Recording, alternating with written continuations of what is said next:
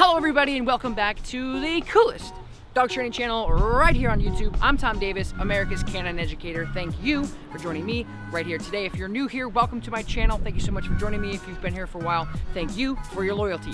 Today I'm working with a dog that lives in New York City, has a really big disconnect with the owner, and they're really just frustrated and sick of going out and getting pulled either which way, the dog not engaged with the owner, just completely disconnected. So today, from start to finish, I'm gonna start going through and really dissecting exactly why these things are happening, and of course, putting these guys on a better relationship level and a better training level.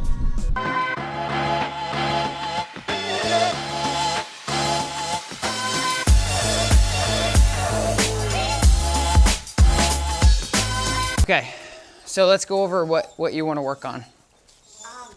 Lord, if I tell him to sit, he'll sit. If I have a treat in my hand, I'll tell him to go down, he'll do it. If I'm, let's say, walking, sometimes he's not interested in people at all. He'll mind his own business. Sometimes he looks like he's on my business, and all of a sudden he'll just go and lunge. On the elevator. Like one day we were waiting for the elevator, he was sitting next to me, the elevator door opened, he just went bonkers, started barking, nipped me. So I don't know what provokes him, and it's like when I try to, let's say we're walking and there's another dog walking and I try to take away his attention, I really have to, like, you see how I have him on easy walk? I have to hold him on easy walk and the collar and like really yank him the other way. If he's interested in the other dog? The other dog, yeah, and sometimes he's interested and he'll come up and he's normal, but sometimes it depends on the dogs. They'll bark at each other. Like if it's a big dog, I've noticed that like with the neuter dogs, he has more reactivity than with like the little fuzzy ones. I get him to listen to me. I want him to be obedient like 100%. Like I don't want to be like, Lord, Lord, Lord.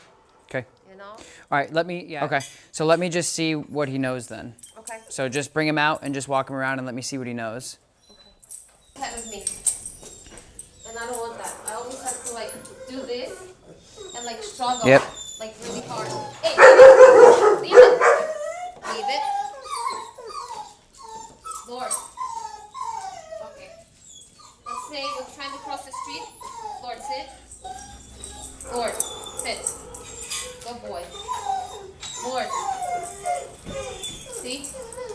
Lord, I have to be looking for him. He's not looking at my face. You're completely disconnected here. Yeah. All right. Okay, so bring him to me. I'll sit.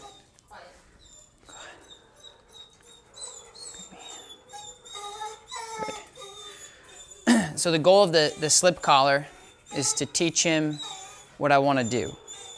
So before it was do this, do that, do this, do that, no regard to anything. So you just, right, but now he's not. So he's not trained and he's not fixed, but now I can, now I can work with him, right? Because now he's, like I'm not making him do anything. He's made a decision, regardless of the anxious dog over there, he's made a decision to go, this makes a little bit more sense. So I'm gonna tune this up and define it just a little bit more to get him really on tune with me, and then, good heel. So now I'm starting to mark the behavior. So good means, hey, you're doing something right. Heel means that that's the behavior I'm trying to capture. Does that make sense? Good heel. Good. So now I'm proofing him a little bit. So I'm changing directions, going this way. Does he follow? Yeah, good boy, good heel. Does that make sense? Okay, good, sit. Do it one more time. I want you to watch how many times I actually correct the dog and how many times I actually put pressure on the dog with the leash. Okay, heel. So I asked him to go into gear. I didn't say, okay, buddy, let's do heel. I said, heel. Okay, and I turn this way, that way. Yeah, good boy. This way again. Stop, paying attention. Good. Auto sits, engaged, looked at me. Next step, heel. Good. Heel. Using my body, cutting him off. Good heel, buddy. Good. Good. Good. Good job. Come on. Come on. Come on. Yeah. Good heel. Good. Sit. The point is it doesn't have anything to do with like what we think's going on in his head. Of like, oh, he's nervous, he's scared. It's the dog. It's like, it all has to do with you. Like you're the nucleus of the entire equation. So you have to make sure that you're taking all these loose ends and you're straightening them out. Okay? Do you have any questions? He's excited because it's Pizza Friday, so he thinks he's going to get crust. So he starts to whine when the pizza comes in. But when I say heel, okay, I'm just going heel, and I walk forward. Left side, loose leash. I'm not looking at him. I'm not talking to him. I'm not having a conversation with him. I'm the one that can drive a car and has thumbs and all that stuff. I'm in charge. He's not. You follow? Okay, so now I'm going to switch directions. Turn this way. Good. Turn this way. Good, heel. Good. Turn again, pivot. I'm going to ask him to sit. Sit. If he doesn't, just a little pressure. Good man. Good sit. Rewarding. Good means, hey, I've done something. What have I done? Sit means sit. Yep. Does that make sense? Okay, so what you don't want to do is what everybody does, and you're probably going to do it too, is you don't want to put a lot of pressure on the leash, let the dog bounce from side to side, look at him, talk to him, walk super fast. Don't do any of those things. You're probably going to do it, and I'm going to tell you not to probably 4 or 5 times, but just make sure that you're trying to mimic what I'm doing because this equation works for us. See how calm he is? Yeah. But the cool thing is like he's now going, yes. When he came in, he's like, oh God, what do we do? Who are you? What are we doing? Why are we doing it? Blah, blah, blah, blah, blah, blah, blah, blah, blah. Now he's like, It's not bad. I got it. you know what I mean? Okay, you want to give it a try? Okay. Break. See, I'm his playmate. Well, you're his playmate because you're allowing him to be your playmate. You see? Hey, leave it. So I'll just ignore his behavior. I wouldn't ignore it. I would like correct him. So grab the leash. Yeah, grab the leash and start walking. Okay. All right. Remember what we talked about? So switch sides. There, keep him on your left side. Put your arm down. Good. Walk back this way. Tell him heel. Good. Good. Good.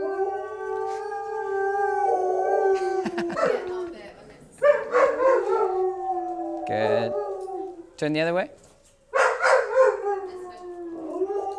Good. Stop. Just put him in a sit. Lord. Good. So, do you have an auto sit with him? Is that your thing? Do you want him to auto? Like, when I walk out of my apartment, this is my exit. We go this way, and these are the elevators. So I don't want him to be jumping. So I'm trying to get him into the mode to like sit without even me having to tell him to sit. So I'll just go like this and look at him. Yep. He sits. I mean, I could command him to sit. He does that too. So yeah. So a couple of things is like when we ask them to sit, like I would start saying sit. Just because you're not always going to have the opportunity to posture up like that. And I think like the other thing is if you handed it off to him or you handed it off to me and I don't do this. Right, he's not going to follow. If I say sit and he looks at me and he's like, I don't know what that is, and I correct him, it's not fair to him. So I would just say sit. Yeah, be universal. You can have your own little dialogue, but don't just make sure that it's successful for him. Because if anybody else walked him and asked him to sit and he didn't and we corrected him, it'd actually end up being your fault. You know, because you're like, oh no, he knows sit, but you have to. Consistency. Yes. Is the key. And the other thing is too is like the next step, which we're going to get into, which I haven't explained yet, is make sure that you're being extremely binary with what you ask him to do. Okay, so that means he's working or he's not. So if you ask him to sit, don't let him get up do anything else. Right until you say break. Okay. Because the break is like a universal do whatever you want. Yep. So when you say, hey buddy, SIT, and he does it. And when you're having a conversation, he gets up like he did and walks away.